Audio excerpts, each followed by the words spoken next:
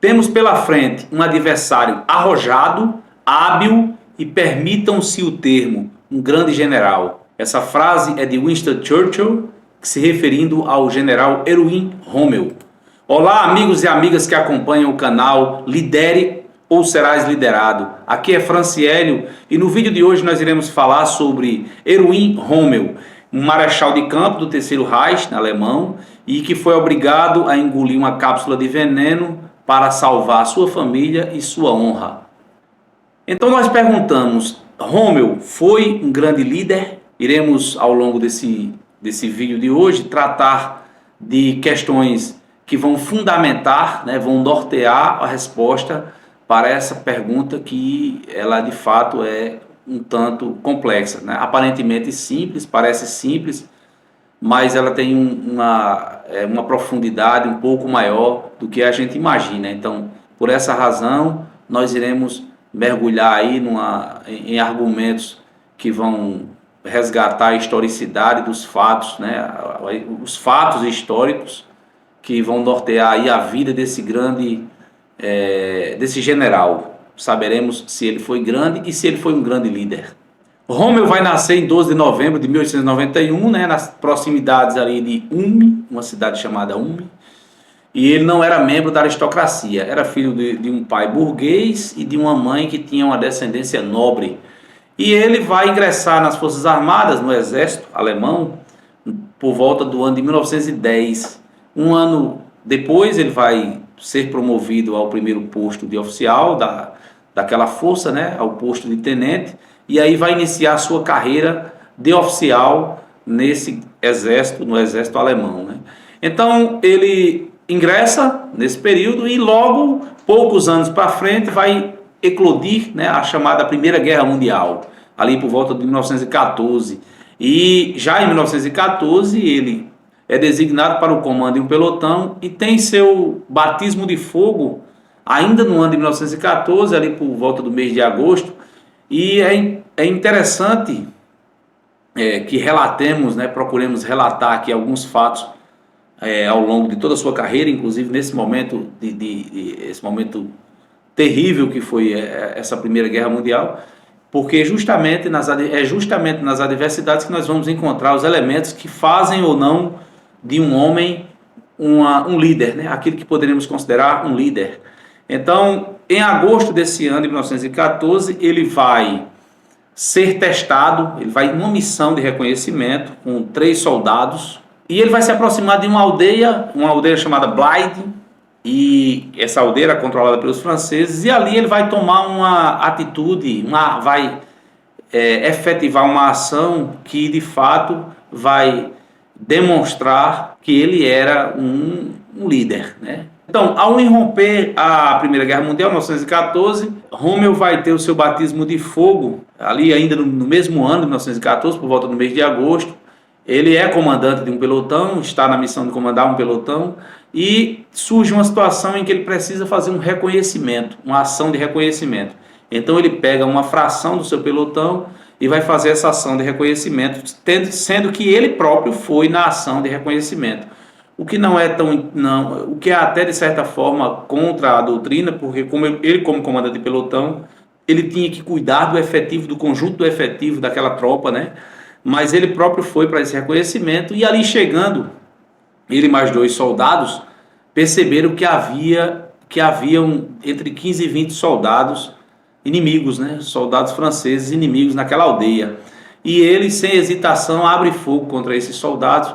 Veja, a superioridade numérica era bastante expressiva, No entanto, ele vai, de fato, abrir fogo contra esses soldados, e no momento em que ele abre fogo, o seu pelotão também se aproxima do terreno, da situação, do confronto, e aí eles conseguem eliminar o inimigo, naquela ocasião, o inimigo em guerra. E é uma ação, a primeira ação dele é meritória, porque demonstra toda uma coragem, demonstra energia, demonstra independência e, sobretudo, uma ação em que ele próprio liderou diretamente, porque, como eu falei, ele na condição, na função de comandante do pelotão, não era uma atribuição dele fazer a missão de reconhecimento. Mas já era da natureza dele, desde o começo de sua carreira, ter essa iniciativa, né? Ter a iniciativa, sobretudo a independência de atuar da forma mais próxima da vanguarda possível, né? E como comandante de pelotão, essa possibilidade foi bem real. Não, ainda em 1914 ele vai passar por um segundo momento, um segundo batismo de fogo, numa situação muito parecida com a anterior. Ali nas proximidades de Varnas, que era também uma aldeia, ele vai ser encurralado, de certa forma encurralado por inimigos, soldados inimigos, e ele sozinho, ele vai se desprender da equipe dele, praticamente sozinho, sem munição do seu fuzil, ele vai atacar os inimigos e vai ferir alguns deles com a baioneta do fuzil, mas vai ser atingido. E depois o pelotão chega e consegue resgatá-lo e ele sobrevive. E por essa razão ele vai receber a primeira comenda, né? a primeira condecoração como militar em combate, que é a chamada Cruz de Ferro de segunda classe. E aí em 1915, ele já recuperado dos ferimentos de Varnas, que ocorreram lá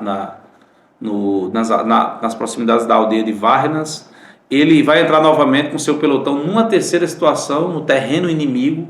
Ele já era muito característico dele, essa penetração, essa ousadia de adentrar no terreno inimigo. E aí ele vai dominar os franceses numa determinada situação e vai capturar 4 casamatas. Isso vai ser muito interessante e importante nesse momento, porque vai fazer com que aquela unidade de um batalhão francês, um batalhão inteiro, que vai reagir contra essa ação de um pelotão, ação de um pelotão quase isolada. E esse batalhão vai contra-atacar, porém a ação que Rommel efetiva com seu pelotão vai justamente neutralizar a contra-ofensiva desse batalhão. Então é mais uma ação corajosa, estratégica, ousada, de penetração, né, de adentrar no mais profundo do terreno inimigo e executar uma ação de extrema coragem. Então veja, ao longo da Primeira Guerra Mundial, ainda como tenente, ele já vai acumulando feitos efetivos, feitos reais, ações reais em que ele inclusive está sempre na vanguarda. Em 10 de abril daquele ano de 1915, ele vai ser transferido para uma unidade de montanha, e nessa unidade ele vai se aperfeiçoar e desenvolver a sua grande capacidade de mobilidade, porque Rommel ele vai desenvolver essa característica muito fortemente ao longo de sua carreira como militar, que é o da mobilidade, da velocidade, de avançar muito rapidamente no terreno, sem muita hesitação, com planejamento e estratégia. Ele era muito inteligente, de fato. Os fatos de toda a sua história vão comprovar isso ao longo desse trabalho que a gente vai apresentando aqui. E então, nessa situação, nessa nova unidade em que ele vai fazer parte, né, desse quadro, é ali onde ele vai desenvolver e aperfeiçoar sua capacidade ainda maior de liderança. Em 1917, ele na Romênia, em condições bastante extremas, de temperaturas baixíssimas, ele vai se infiltrar. Veja, até agora nós só falamos de ações em que de fato ele se infiltra, né? Ele vai em ações de reconhecimento. E aí em 1917, nessa ocasião, ele vai mais uma vez se infiltrar em posições inimigas e chegam a uma outra aldeia chamada Gagesti, e ali eles vão abrir fogo contra o inimigo. E no final dessa ação, da ação desenvolvida por esse pelotão, eles vão conseguir capturar em torno de 400 soldados inimigos. Todo esse trajeto aí, desde 1914 até 1917, ele vem obtendo êxitos extraordinários em ações muito ousadas, já desenhando, já construindo a sua notável capacidade, as suas notáveis qualidades, as suas notáveis habilidades em chefiar equipes e entrar no terreno inimigo de forma corajosa, ousada, independente e exitosa. Bom, então todos esses feitos até agora, 1917, desde 1914, quando ingressou na guerra efetivamente, até 1917 a gente já relatou aí alguns feitos extraordinários. Mas o clímax, aquilo que vai destacar Rommel de fato na Primeira Guerra Mundial, vai ser na Itália. Então ele já como primeiro-tenente é designado para comandar uma companhia, e na Itália ele vai conseguir capturar uma posição chave que ficava no Monte Mataju. Ali nesse monte ele vai chegar ele vai desenvolver uma ação operacional de velocidade, estratégia, ousadia e coragem, mais uma vez, e vai conseguir feitos extraordinários que vão resultar, não somente ele, né, evidentemente, mas as ações dele, muito especificamente, a capacidade que ele tinha de, inclusive de certa forma, desobedecer ordens superiores por causa da sua independência, né, uma característica muito forte dele, de ser um líder, um chefe de equipes, né, de companhias, de pelotões de companhias. Ele muitas vezes acabava, pois, por desobedecer ordens superiores, o que muitas vezes não gerou prejuízo para ele próprio na sua carreira, porque o êxito era tão extraordinário que ficava inviável os seus superiores reprimirem ele de forma enérgica, de fato, por causa dos resultados. Então, lá no Monte Mataju vai acontecer exatamente isso. Ao final dessa operação, o exército alemão vai ter capturado cerca de 250 mil soldados. Então, é um negócio assim extraordinário. Então, vamos detalhar um pouquinho dessa ação, como é que foi, né? Ele vai penetrar, ele começa a penetrar com sua tropa por infiltração nas posições inimigas ao longo de todo o trajeto que vai se direcionar a esse ponto estratégico do exército inimigo, e nessa ação ele vai capturando as baterias de artilharia. Então ele vai tomando um ponto e vai avançando, né? E aí, em determinado momento, inclusive, ele sofre um contra-ataque de um batalhão italiano, mas ele consegue contornar pela retaguarda esse batalhão e consegue êxito, porque ele como tinha uma característica de mobilidade muito, sem hesitar na ação, né? Sem muita teoria, sem teorizar muito, claro, com um planejamento operacional muito dentro da realidade, mas devido a ele ter essa característica de movimentação, de velocidade, de avanço, então ele acabava muitas vezes por surpreender o próprio inimigo. E aí lá na frente a gente vai ver que tem comentários de oficiais em determinados momentos que vão acabar sendo capturados por ele, que vão fazer comentários bem elogiosos a ele por causa dessas atitudes, dessa capacidade que ele tinha de velocidade. Então, nesse local, nesse trajeto em que nós estamos mencionando, até a direção que seria o foco central, onde aquela unidade do exército alemão priorizava capturar, eliminar o inimigo, pois era um ponto muito estratégico, ele vai contornando e agindo dessa forma, calando baterias, e vai conseguindo avançar. E aí, em alguns desses avanços, ele vai capturando o inimigo, os que sobrevivem ele captura, né? Vai gerenciando um espaço em que ele consegue neutralizar aquela tropa e não perde a mobilidade, continua, deixa uma parte do seu efetivo controlando aqueles inimigos capturados e avança, continua avançando. Então, ele vai se dirigir a uma posição muito estratégica e ousadamente, mais uma vez ousadamente, ele vai chegar a um determinado ponto do trajeto, desse trajeto operacional, na busca do ponto mais estratégico, e vai exigir a rendição de uma guarnição imensa.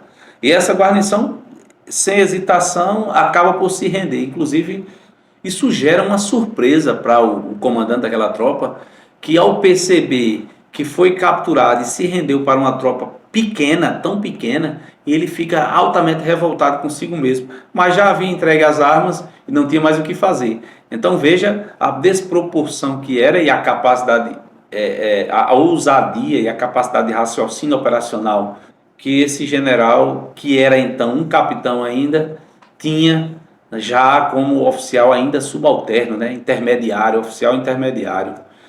E aí ele vai escalando esse monte vai escalando sempre buscando os flancos e a retaguarda, e num período assim de 50 horas quase ininterruptas, ele vai conseguir um avanço implacável, uma velocidade imensa, e vai obter um êxito no final extraordinário para um comandante de companhia, né? O comandante de companhia ele tinha ele tem um controle de um efetivo bastante reduzido. Para a gente entender um pouco, né, havia a unidade chamada batalhão, ao qual ele estava subordinado, e o batalhão tinha suas companhias. Então ele era um membro desse batalhão. E essa companhia, que era comandada por ele, realizou esses feitos extraordinários. Inclusive ele conseguiu capturar mais de 9.000 soldados, já num outro ponto, no avanço rumo a esse ponto estratégico, no Monte Mataju, conforme eu falei, e cerca de 150 oficiais foram capturados também por mais uma ação dessa, e continuou, né? Então em cerca de 50 horas, aproximadamente, né, ele conseguiu realizar esses feitos todos num intervalo muito curto, intervalo de menos de 3 dias, né? Então, toda essa velocidade, todos esses resultados que ele vinha acumulando, todas essa capacidade de operacionalização inteligente, ousada, estratégica, veloz, vão fazendo já o seu nome de forma bastante criando, construindo uma reputação já notável dentro daquele exército, né, e vai criando aos poucos uma espécie de lenda sobre sua pessoa, né, sobre o oficial que ele já era. E aí ele vai receber uma condecoração em razão dessa ação no Monte Mataju, né, em razão dessas operações que resultaram nas capturas que acabaram por proporcionar a captura final nesse ponto. Ele vai receber uma condecoração que era geralmente uma decoração que somente oficiais altamente graduados, normalmente generais, recebiam, que era chamada pour le mérite, né? Essa comenda, essa condecoração, como era reservada somente a generais, ele recebeu, e isso acaba gerando uma certa ciumeira dentro do oficialato, porém ele recebeu, foi condecorado com essa comenda, com essa condecoração, algo inédito. Ele vai fechar a sua atuação na Segunda Guerra Mundial dessa forma, com esse mérito extraordinário. E aí vai se encerrar a Primeira Guerra Mundial, vai se encerrar, né? O exército alemão, a Alemanha, ela vai sair perdedora nessa guerra, e aí vai ser infligida à Alemanha algumas limitações, entre elas a limitação de que a Alemanha só podia ter um exército de no máximo 100.000 homens e uma determinada quantidade de oficiais. E Rommel vai ser um desses oficiais que vai ser efetivado no posto de capitão no exército. E aí, nesse período que finda a guerra, né, que termina a guerra, ele vai vai se aperfeiçoar, vai se capacitar, vai treinar, vai fazer parte de treinamentos de unidades que vão lhe preparar, sobretudo essas características que ele desenvolveu, né, que eram características da velocidade, da ousadia, da coragem. Ele tinha essas características, e ele foi muito bem aproveitado nesse período entre guerras, que é o fim da Primeira Guerra Mundial. E aí no posto de capitão ainda, ele vai passar um bom tempo no posto de capitão, 14 longos anos, na verdade, né? E nesse período ele vai se tornar instrutor de uma escola de infantaria em Dresden, e durante 4 anos ele vai escrever uma obra que vai ter também um êxito já compatível com sua capacidade como oficial. Esse livro que ele escreve, que vai se chamar Ataques de Infantaria, vai vender em torno de 400.000 cópias, né? 400.000 exemplares. Então um número bastante expressivo, sobretudo para a época. Então já demonstra que ele era um oficial bem conceituado. Repitamos que ele ainda estava no posto de capitão, era portanto um oficial de baixo escalão, né? Do baixo escalão, ainda não era um oficial do Estado Maior. Entretanto, ele já vai, nesse período ainda como capitão, já um capitão antigo, ele vai ingressar no Estado Maior da unidade em que ele operava, vai ser cada vez mais respeitado teoricamente, pelas teorias que ele desenvolvia, melhor dizendo, com a sua capacitação, e isso vai construindo ainda mais sua reputação, de modo que posteriormente, né, no período aí já entrando para os anos 30, quando Adolf Hitler assume o governo da Alemanha, e aí ele vai ter um deslocamento efetivo na sua carreira a partir de 1934, conforme iremos ver agora. Se você está gostando desse conteúdo, então dê seu like, comente, compartilhe com mais pessoas. Assim você estará contribuindo para que mais pessoas possam ter acesso a esses conhecimentos sobre liderança e fatos históricos, como a gente vem desenvolvendo. Então, de 1933 até 1939, Rommel vai ter ele vai galgar os postos imediatos, né? Ele vai ser promovido a major, a tenente-coronel, a coronel e vai chegar ao generalato. Mas ainda como coronel, quando ele é promovido a coronel, ele é designado para comandar o batalhão de segurança, o batalhão que cuidava da segurança do Führer. E aí Hitler, como era conhecedor dos feitos de Rommel na Primeira Guerra, ele leu sobre os feitos de Rommel, ele se afeiçoou por Rommel, né? E aí ele vai promover Rommel ao posto de general, major-general, que é o primeiro posto de oficial-general, era o primeiro posto de oficial-general no exército alemão. E com essa promoção ele vai fazer parte, Rommel vai fazer parte do quartel-general do Führer. E ali ele vai, como ele já é bem quisto, já é muito bem visto pelo chefe da Alemanha, vai chegar o momento em que o chefe da Alemanha vai perguntar a ele que unidade ele gostaria de comandar. E aí ele diz, sem hesitação, que gostaria de comandar uma tropa de Panzer, né, de tanques Panzer. De imediato é nomeado comandante de uma tropa da 7ª Divisão Panzer, e a partir de então ele vai, de fato, projetar em suas ações as suas características mais evidentes como um chefe militar, como um líder. O fato é que ele vai desenvolver, vai colocar em prática ainda mais a sua capacidade como um grande general em ação, né? Um general em ação na vanguarda. Interessante se faz notar que ele era característico dele desde tenente, conforme vimos lá atrás, desde tenente que ele já fazia ações que não competia necessariamente a ele, como por exemplo uma ação de reconhecimento. Então ele como general não vai ser diferente. E ele inclusive dizia que quanto mais alto o posto, maior é o efeito do exemplo do chefe. Ele escreveu isso inclusive, né? Então fazia parte do seu perfil atuar sempre na vanguarda.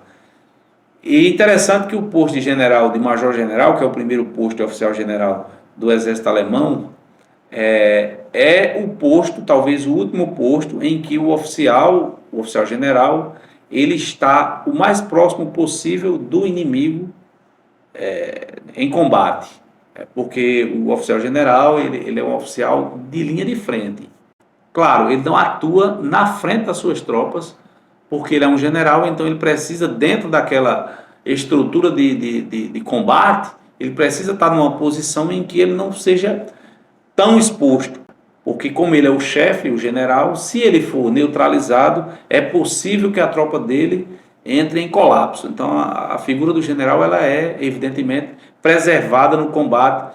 Porém, Rommel ele sempre quebrava isso, ele sempre ia ao máximo possível na vanguarda. Então ele já como general comandante da 7ª Divisão Panzer, ele vai se infiltrar com profundidade na retaguarda do inimigo, e aí nós já estamos falando da invasão da Alemanha à França, né? Dos avanços do exército alemão à França, na Segunda Guerra Mundial.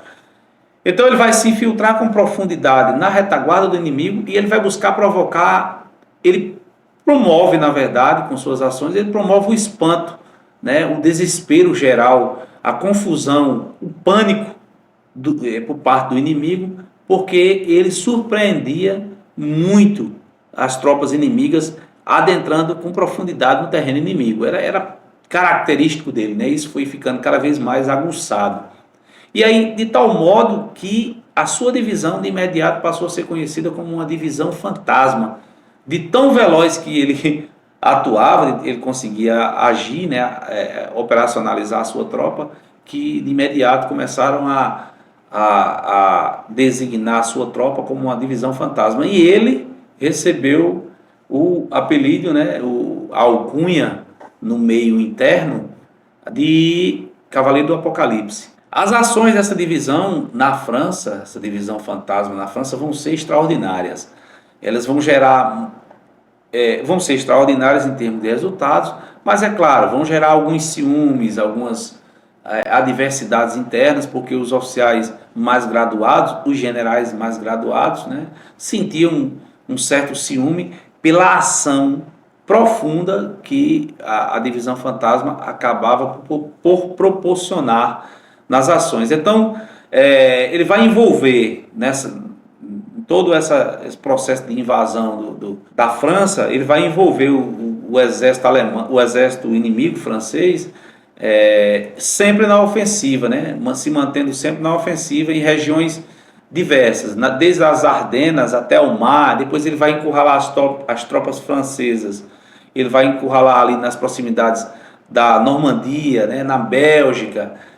Tudo isso aí ele vai envolvendo e avançando até chegar ao coração da França. Ele sempre na função, sempre na posição, melhor dizendo, de vanguarda, sempre à frente. E aí, entre 10 de maio e 2 de junho de 1940, que é o período da campanha francesa, né, da campanha alemã em território francês, ele vai realizar todo um trajeto extraordinário de combate, surpreendendo o inimigo, conquistando e avançando. Vai ser esse processo rápido, constante, firme.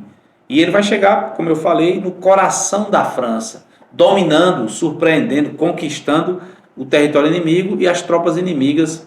E a sua retaguarda vem ficando toda uma estrutura de material conquistado, material desde tanques a canhões, a outros equipamentos, captura de muitos soldados. Então veja, o avanço de Rommel na França é um negócio extraordinário, mas percebamos que é muito característico, aliás, muito parecido com o tenente Rommel lá de 1914, né? O mesmo tenente veloz, claro, agora como general, com um poder militar muito maior, uma capacidade muito maior até de experiência, inclusive, ele vai transformando em ações de fato extraordinárias, e aí a França vai ser dominada muito rapidamente nesse processo, muito em razão da atuação desse general. Nesse trajeto veloz, surpreendente, absurdamente eficaz, sobretudo no que se refere à questão da operacionalidade, os resultados serão imensos. Então, por exemplo, vão ser 10 mil prisioneiros, 100 tanques, 27 canhões, uma imensidade de outros materiais de menor impacto, vamos dizer assim, que foram ficando no meio do caminho e sendo resgatado, melhor dizendo, sendo incorporado às estruturas alemãs, das Forças Armadas alemãs, que vinham se apropriando desse material e destruindo praticamente o território inimigo, né? Conquistando o território inimigo. E aí, de acordo com cada ação dessa, né? Conforme cada ação dessa, cada resultado desse, Hitler ia ficando cada vez mais radiante, de tal modo que já podemos dizer que ele praticamente venerava o general Rommel. Depois de uma série de ações, Rommel vai parar um determinado tempo com suas tropas para descanso, muito pouco, muito rápido também, um descanso rápido, e já vai retomar a ação veloz, chegando, por exemplo, ao absurdo de cobrir 240 quilômetros num único dia. Era um feito extraordinário para uma tropa de tanques. Ao final, ele vai ser tão rápido que ele vai capturar tropas inimigas de tal maneira que um determinado general vai dizer que o senhor é muito veloz, é muito rápido para nós. Esse é o comentário de um general capturado por Rommel nesse processo de conquista da França. Então, no fim de 6 semanas, os resultados vão ser gigantes, né, cumulativos, vão se acumulando, e aí, no conjunto da obra toda, eles vão ter mais de 100 mil prisioneiros e mais de 450 tanques conquistados, tomados do inimigo, né? E as perdas internas são comparavelmente irrisórias. Esses feitos realizados por Rômmel, sobretudo no que se refere à velocidade com efetividade no terreno, somado a isso, uma tropa motivada. A tropa de Rômmel era uma tropa sempre motivada, mencionadas, e aqui eu quero aproveitar o ensejo para dizer que esse nosso trabalho, o conteúdo que estamos produzindo sobre Rômmel nesse vídeo de hoje, foi extraído de pelo menos 4 livros aqui que eu vou mostrar. Esse aqui, né, Raposa do Deserto, de Ciro Rezende Filho, Rômmel, A Raposa do Deserto.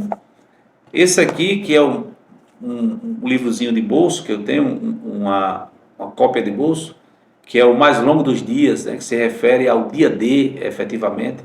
Também vai ter um relato muito interessante aqui sobre o que Rômmel pensava, como seria a invasão na Europa, a invasão dos aliados na Europa para tentar recuperar a Europa. Então aqui tem um relato muito interessante de como o Marechal Rômmel pensava.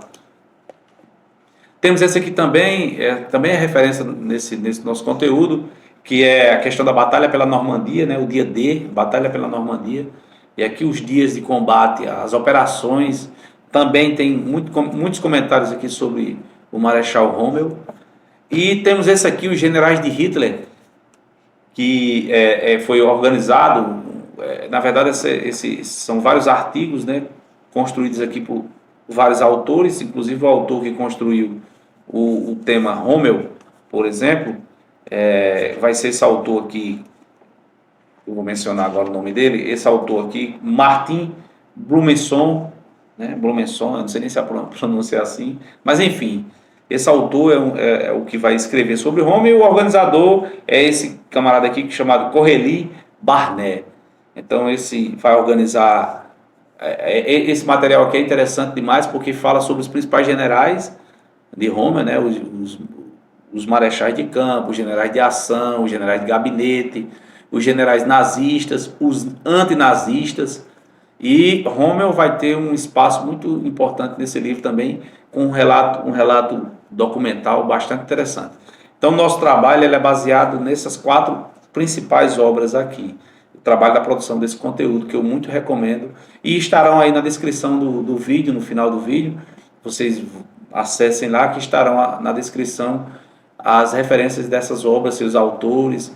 E se você estiver gostando do conteúdo que nós estamos produzindo, pedimos que você comente, compartilhe, dê seu like, e você estará contribuindo para que outras pessoas possam também ter acesso a esse conteúdo, né, e adquirir informações e conhecimentos relacionados com o tema da liderança, que é o tema central desse canal, bem como fatos históricos, que é o que estamos explorando nesse trabalho. Agora falaremos um pouquinho sobre a atuação de Erwin Rommel na África no ano de 1941. Ele foi designado devido à incompetência do exército italiano, que estava perdendo território e perdendo combates em todo o norte da África. Como aquela posição era uma posição extremamente estratégica, tanto para a Alemanha, tanto para a Itália, mas principalmente para a própria Alemanha, então o Führer Hitler, né, designa Rommel para aquele território. E aí Rommel vai chegar lá e vai tomar par da situação, né? O principal objetivo lá na África, determinado a Rommel, seria a retomada da Cirenaica, né, da região da Cirenaica. Devemos lembrar também que Rommel acabara de ser promovido ao posto imediato superior ao posto de major-general, que era o de tenente-general, e vai receber também as condecorações da Folha de Carvalho, as Folhas de Carvalho, melhor dizendo, em razão de suas atuações na França. Então, já a sua condecoração como general em combate, né, estavam sendo reconhecidas. Então, na África, ao chegar na África, já havia um plano de ação, e nesse plano de ação havia um período em que ele deveria atuar. Mas antes desse período, antes dessa data, ele precisava preparar sua tropa, organizar seus recursos materiais e humanos, a logística, né, as estratégias operacionais, e isso demandava um certo tempo. Mas Rommel era impaciente com a questão do tempo. Então, a operação devia ser efetivada já aí por volta do mês de junho, maio ou junho. Estávamos aí no começo do ano, né? E Rommel não esperou. Ele simplesmente analisou o plano e os recursos que tinha e colocou em prática efetiva, né, em ação, com os meios que ele tinha, ele entrou em ação. E vai avançar. E aí ele resolve, por conta própria, de certa forma, mais uma vez, desobedecendo os seus superiores, né? E vai avançar, por conta e risco. É um empreendedor, né? É uma característica muito forte de Rommel também é a de ser empreendedor, ou seja, de assumir riscos, inclusive muitas vezes talvez não tão calculados. A sua ação é tão surpreendente, é tão precoce, vamos dizer assim, que ela vai surpreender o inimigo, inclusive, né? E aí, em 31 de março, ele vai atacar, vai obrigar os britânicos a recuarem cada vez mais, porque os britânicos tinham tomado território no norte da África, e tomando território no norte da África, né? E ele vai avançar e vai obrigar os britânicos a recuarem o mais próximo possível ali do Egito, voltando para o Egito, né? E o norte da África foi sendo conquistado, cada vez mais conquistado. Mas haverá um momento em que Rommel não poderá avançar muito por falta de combustível. Sobretudo, esse vai ser o principal problema, suprimentos e combustível, né? É interessante que a espionagem britânica dos aliados, né, a espionagem dos aliados, ela vai atuar muito fortemente ali no norte da África, com informações privilegiadas que Rommel não sabia que estavam sendo monitoradas, né? E essas ações vão fazer com que os aliados consigam destruir muitos carregamentos de suprimentos e isso faz com que as forças do eixo, né, da Alemanha e da Itália sofram bastante perdas imensas por causa dessa destruição dessa logística, né? Então ele começou a sofrer escassez de combustível, de suprimentos, de tropas, de recompletamento de tropas. Tudo isso foi dificultando a sua ação. Então ele teve que, de certa forma, em alguns momentos, parar um pouco a sua ofensiva. Mas ele já tinha atingido o objetivo, que era a conquista da Cirenaica, que queria avançar. Por exemplo, a Tobruk não estava prevista no planejamento, não estava previsto que ele conquistasse essa localidade de Tobruk. No entanto, ele avançou e conquistou Tobruk. E aí, esse avanço dele, mesmo diante dessas adversidades, vão começar a gerar um ânimo muito forte, né, por parte de seus chefes, né, do Führer e de Mussolini. E assim, eles começam até a pensar em avançar de tal modo a buscar conquistar inclusive o Egito. Mas ele vai sofrer alguns revés nesse processo, no ano de 1941, devido, como eu falei, à escassez de combustível e suprimentos, sobretudo. Essas duas demandas, essas duas dificuldades foram talvez as maiores e as que vão ser cruciais para o recuo posterior que Rommel terá que executar. E aí vamos lá, nesse avanço a gente vai entender isso aí. Ele volta a atacar com força total depois de um revés e vai atingir o clímax de sua missão na África, que é a operação chamada Venésia. Ele vai atuar sempre, apesar de sempre em desvantagem, ele vai atuar muito exitosamente. Seu sucesso vai se dar sempre em razão da sua imensa capacidade e velocidade e sua imensa capacidade de liderança, porque ele tinha uma tropa limitada por recursos primordiais, que eram suprimentos, né, e combustível para deslocamento, mas a tropa dele era sempre motivada. Ele tinha uma capacidade imensa de motivar a tropa, de gerar resultados de tal modo que a tropa seguia-o como exemplo, porque ele sempre estava na vanguarda, ele sempre estava em condições efetivas, operacionais. Então o soldado sentia segurança na estrutura de chefia que ele tinha pela frente. Então ele foi construindo aí essa reputação, e aí veja que na África ele já vai ter uma nova alcunha, né? Ele vai ser conhecido como a raposa do deserto, e ele chegará, como eu falei, a Tobruk. E isso gerou um mal-estar tremendo lá na autochefia da Inglaterra, né? Por parte do primeiro-ministro, que naquele momento recebeu a notícia. Naquele momento ele estava na Casa Branca, nos Estados Unidos, com Roosevelt, né?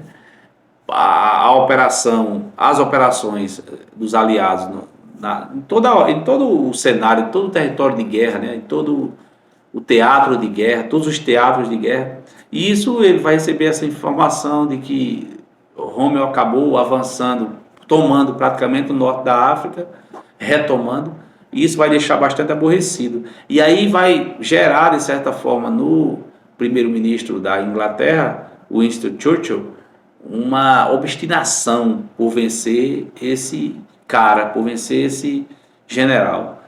As dificuldades permaneceram. A falta de combustível, a falta de suprimentos, ela continuou muito profundamente, porque os aliados estavam cada vez mais efetivos nas suas atuações, destruindo as estruturas de suprimentos.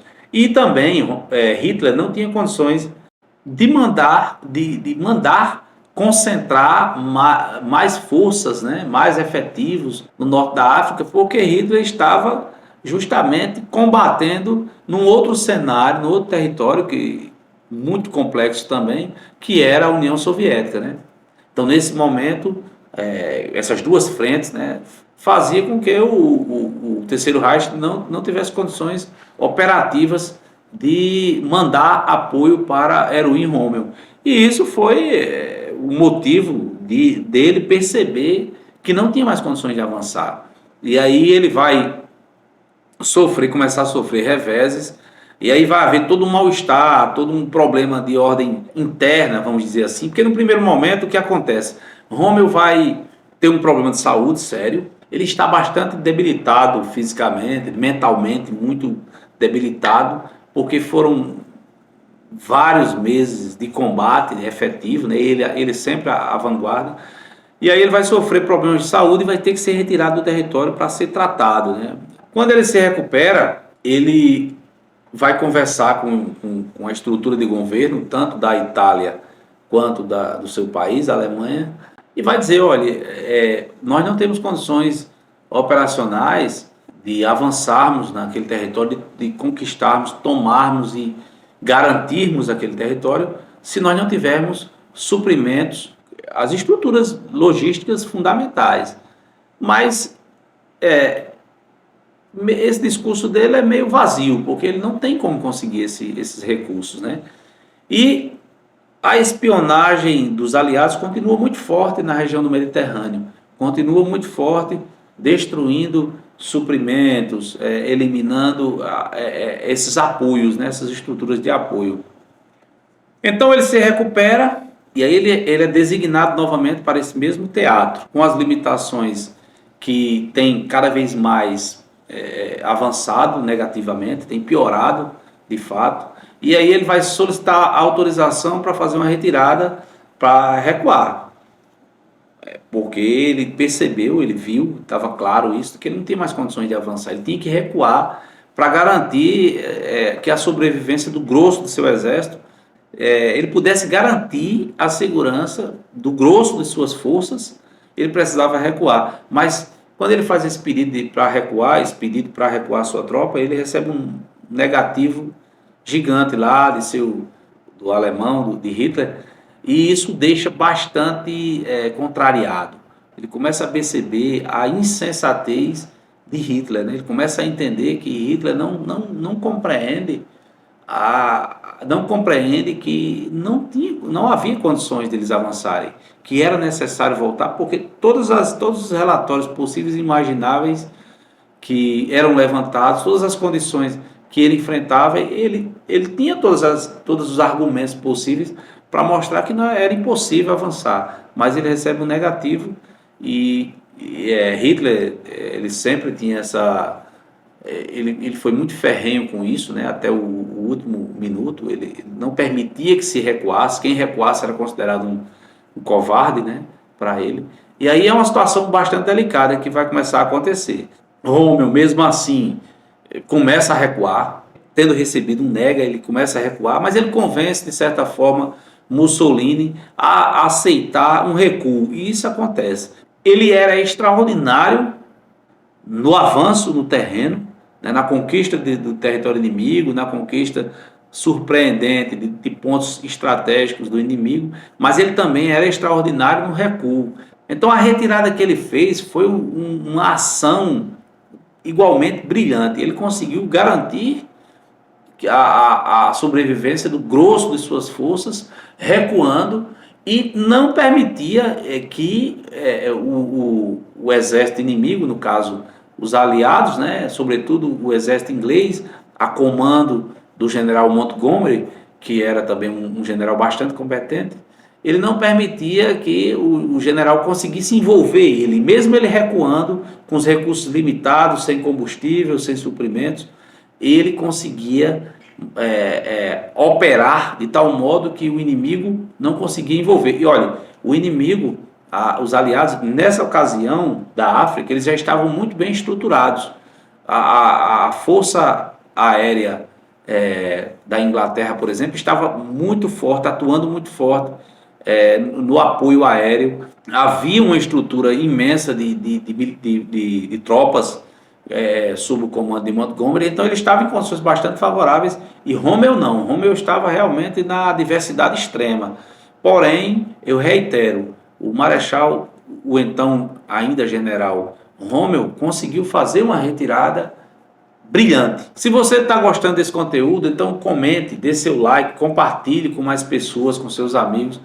Assim você estará contribuindo para que mais pessoas tenham acesso a essas informações.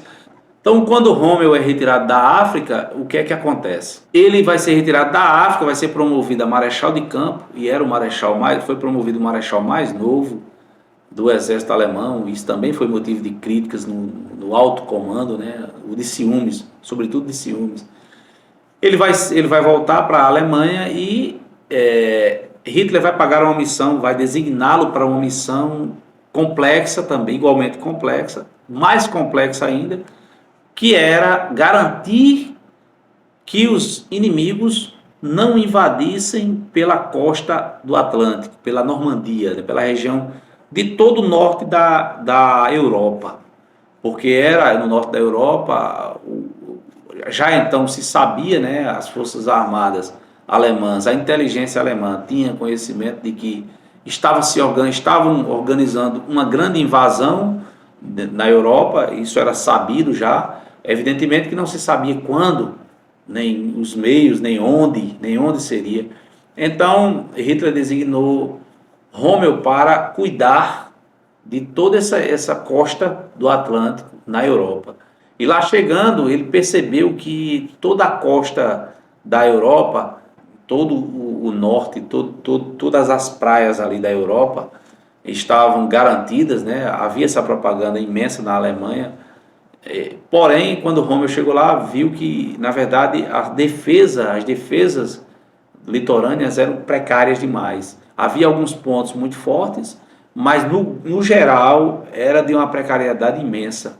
E aí Rommel começou a investir bastante em estruturas de defesa, sobretudo nas minas, em todas as praias litorâneas. Ele construiu milhares de minas, né, e inseriu essas minas no terreno, e ele tinha a seguinte visão: ele imaginava que se os aliados viessem pelo Atlântico, eles viriam de tal modo concentrados que só havia uma forma de repelir essa invasão, que seria se as forças militares alemãs conseguissem repelir com os inimigos ainda no mar. Porque se eles conseguissem desembarcar e estabelecer uma cabeça de ponte, pronto, isso aí já seria o fim, não seria possível repelir. Era uma linha de pensamento do marechal Rommel, e havia um outro marechal que também pensava algo dessa natureza, mas pensava diferente. Pensava que, na verdade, se os aliados poderiam adentrar no território, estabelecer cabeça de ponte, mas o ataque central, concentrado dos alemães deveria ser no momento em que eles desembarcassem, que eles já tivessem território, e aí eles seriam envolvidos e seriam repelidos. Então havia essa divergência, né, no alto comando das forças alemãs, mas o fato é que O dia D estava programado para o dia 5 de junho, né, que acabou ocorrendo só um dia depois. Só que nessa data, o exército alemão, as forças armadas alemãs entenderam que era impossível haver uma invasão naquele período. Então houve uma espécie de relaxamento, de certa forma, né, no alto comando militar alemão. E Rommel, inclusive, solicitou autorização para visitar sua esposa. Já fazia um bom tempo que ele não a visitava e ela estava completando natalício naquela data. Então ele foi e quando estava se confraternizando com sua esposa, no amanhecer do dia D, né, começaram a chegar as informações que a grande invasão estava ocorrendo, né? E aí ele imediatamente retorna para o seu quartel-general e vai gerenciar todas as operações possíveis para tentar repelir esse ataque. É claro que ele não vai ter êxito, né? Até porque uma das coisas que ele mais pedia era a autonomia para utilizar as divisões Panzer, as divisões que ficaram bastante à retaguarda, e aí teve um problema imenso, né? Essas divisões que estavam à retaguarda, elas estavam sob o comando direto do próprio Hitler. Então as autoridades militares imediatas não tinham autoridade para movimentar todo o efetivo das divisões Panzer, porque eram divisões reserva que deveriam ser empregadas num segundo momento. E para a visão de Rommel isso fez toda a diferença, no sentido de que proporcionou aos aliados que conseguissem estabelecer as cabeças de pontes na região da invasão, né, na Normandia, nas praias da Normandia, e avançasse no terreno, começasse a avançar no terreno. Nesse processo, nesse período, né, já no período em que a invasão estava cada vez mais adentrando, houve um determinado episódio, né, uma conspiração para matarem Hitler. E Rommel acabou sendo implicado. Quando Rommel fazia um deslocamento para uma reunião com o Führer, né, ele acaba sofrendo um acidente, que na verdade não foi um acidente, foi um ataque. Ele é atingido por disparo de um avião inimigo. Seu motorista vai morrer, ele vai ser expelido do seu veículo e vai ser hospitalizado. E aí, no período em que ele foi hospitalizado, acabara de ocorrer a conspiração em que tentaram matar Hitler, que foi a conspiração mais próxima possível da possibilidade de matarem o Führer, né, que foi uma bomba colocada num bunker, né, no local onde ele estava tendo uma reunião. Mas o Führer sobreviveu, o Hitler sobreviveu. E aí foi desbaratando a conspiração, quem estava envolvido, e o nome de Rommel foi mencionado. O líder da Alemanha resolve tomar a seguinte providência. Ele manda que seja resolvido da seguinte forma: se Rommel resolvesse se envenenar, morrer, né, eles preservariam a vida preservariam a sua esposa e filhos e sua honra, o seu nome. Do contrário, eles iam expor Rommel como um conspirador, iam desmoralizá-lo, e a sua família também entraria na vala comum. E aí os generais designados para essa missão vão à casa de Rommel. E na verdade Rommel foi convocado para ir lá no quartel-general da estrutura de governo, no governo da Alemanha, né? A estrutura de governo, no comando geral da Alemanha. Mas aí ele estava doente ainda, ele estava se recuperando dos ferimentos do ataque, e ele não vai. Então os generais vão à casa dele e lá chegam com essa proposta que eu acabei de mencionar, né? Então Rommel veste seu uniforme, entra com entra com esses dois generais no carro e resolve engolir essa cápsula de veneno, e minutos depois ele morre. Então a atitude dele, na verdade, foi buscando primeiro preservar a sua família, né? Que ele recebeu garantias que a família dele seria preservada. E em segundo, a própria honra, como um marechal de campo como um general, como um soldado que foi desde sempre em combate. Então, assim, a atitude dele de tomar a decisão de morrer, né, de se matar, ela chega a ser de fato honrosa, porque foi uma decisão em que ele preservou, sobretudo, sua família, né? E é interessante que ele vai escrever, pouco tempo antes desse episódio, evidentemente, ele vai escrever dizendo o seguinte: não tenho sentimento de culpa, não me envolvi em crime algum, durante toda a minha vida apenas servi a minha pátria. Ele tinha um sentimento de servir a pátria muito forte, e de fato isso foi muito bem, podemos dizer, muito bem diluído em toda a sua carreira, né? Pelo o homem de ação que ele foi. Então, a gente conclui dizendo o seguinte, fazendo aqui um comparativo sobre algumas características de um líder, né? Um líder, ele tem normalmente um espírito de independência muito forte. Normalmente um líder, um grande líder, ele é carismático, ele é proativo, ele é dinâmico, né? Ele também é ousado e ele é resiliente, inclusive, né? Um líder, um grande líder, ele geralmente tem uma visão bastante aguçada e ele é um empreendedor, né? Ele sabe que precisa sempre correr riscos e corre riscos porque faz parte da natureza dele. Ele desenvolve esse perfil, essa espécie de natureza, né? E ele tem uma imensa capacidade, como acabei de falar, de empreender sempre na adversidade, quase sempre na adversidade, porque ser bom no bom é muito fácil, difícil é ser bom no ruim.